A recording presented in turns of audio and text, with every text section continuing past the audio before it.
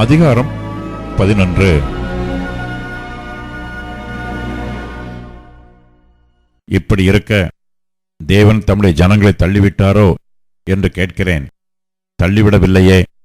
நானும் ஆபிரகாமின் சந்ததியிலும் பென்யமீன் கோத்திரத்திலும் பிறந்த இஸ்ரவேலன். தேவன் தாம் முன்னறிந்து கொண்ட தம்முடைய ஜனங்களை தள்ளிவிடவில்லை. எலியாவை குறித்து சொல்லிய இடத்தில் வேதம் சொல்லுகிறதை அறியீர்களா? அவன் தேவனை நோக்கி, கர்த்தாவே, உம்முடைய தீர்க்கதரிசிகளை அவர்கள் கொலை செய்து உம்முடைய பலிபீடங்களை இடித்து போட்டார்கள். நான் ஒருவன் மாத்திரம் மீதியாயிருக்கிறேன்.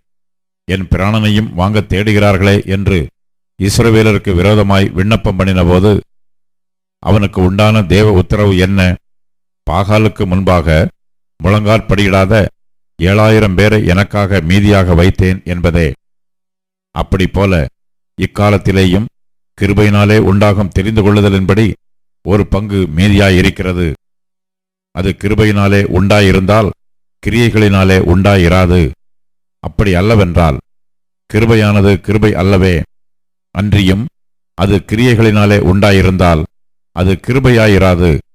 அப்படி அல்லவென்றால் கிரியையானது கிரியை அல்லவே.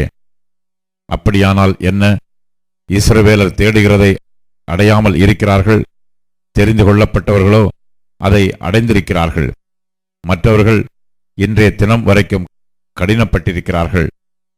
கன நித்திரையின் ஆவியையும் காணாதிருக்கிற கண்களையும் கேளாதிருக்கிற காதுகளையும் தேவன் அவர்களுக்கு கொடுத்தார் என்று எழுதியிருக்கிறபடி ஆயிற்று. அன்றியும் அவர்களுடைய பந்தி அவர்களுக்கு சுருக்கும் கண்ணியும் இடறுவதற்கான கல்லும் பதிலுக்கு பதில் அளித்தலுமாக கடவது. காணாதபடிக்கு அவர்களுடைய கண்கள் அந்தகாரப்படக்கடவது. அவர்களுடைய முதுகை எப்போதும் குனிய பண்ணும் என்று தாவீதும் சொல்லியிருக்கிறான். இப்படி இருக்க விழுந்து போகும் படிக்கா இடறினார்கள் என்று கேட்கிறேன். அப்படி அல்லவே. அவர்களுக்குள்ளே வைராக்கியத்தை எழுப்பத்தக்கதாக அவர்களுடைய தவறுதலினாலே பிரஜாதிகளுக்கு இரட்சிப்பு கிடைத்தது.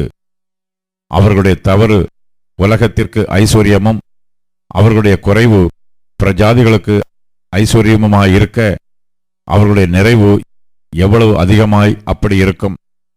புறஜாதியாராகிய உங்களுடனே பேசுகிறேன்.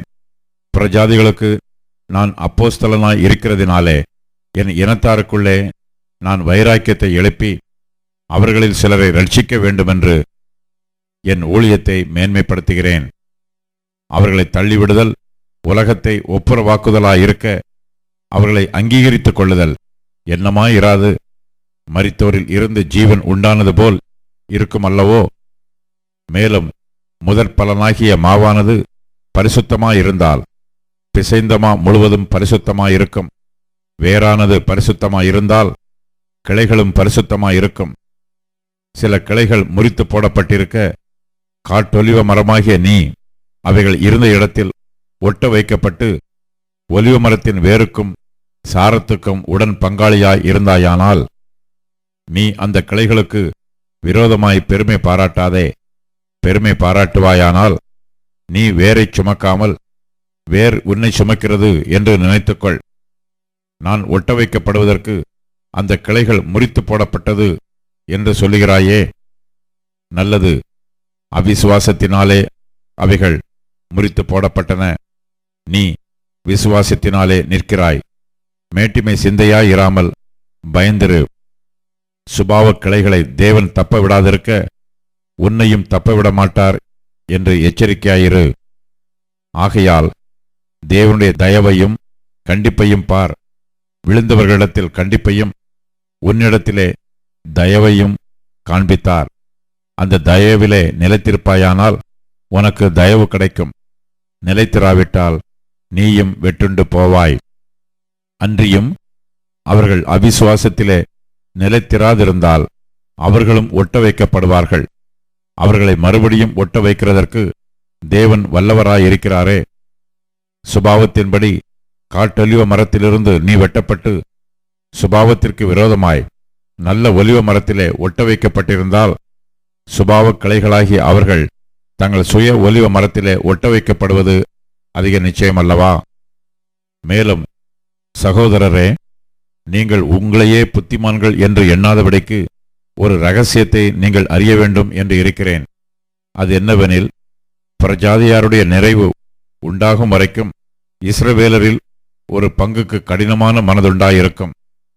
இந்த பிரகாரம் இஸ்ரவேலர் எல்லாரும் ரட்சிக்கப்படுவார்கள்.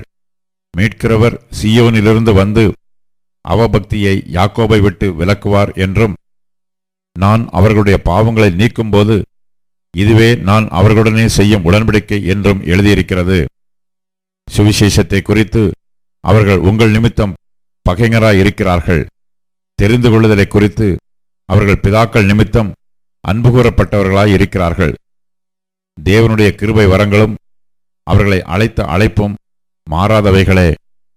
ஆதலால் நீங்கள் முற்காலத்திலே தேவனுக்கு கீழ்ப்படியாதிருந்து இப்பொழுது அவர்களுடைய கீழ்ப்படியாமையினாலே இரக்கம் பெற்றிருக்கிறது போல, அவர்களும் இப்பொழுது கீழ்ப்படியாமல் இருந்தும் பின்பு உங்களுக்கு கிடைத்த இரக்கத்தினாலே இரக்கம் பெறுவார்கள். எல்லார் மேலும் இரக்கமாய் இருக்கத்தக்கதாக தேவன் எல்லாரையும் கீழ்ப்படியாமைக்குள்ளே அடைத்து போட்டார். தேவனுடைய ஐஸ்வர்யம், ஞானம், அறிவு என்பவைகளின் ஆழம் எவ்வளவா இருக்கிறது! அவருடைய நியாய தீர்ப்புகள் அளவிடப்படாதவைகள், அவருடைய வழிகள் ஆராயப்படாதவைகள். கர்த்தருடைய சிந்தையை அறிந்தவன் யார்? அவருக்கு ஆலோசனைக்காரனாய் இருந்தவன் யார்? தனக்கு பதில் கிடைக்கும்படிக்கு முந்தி அவருக்கு ஒன்றை கொடுத்தவன் யார்?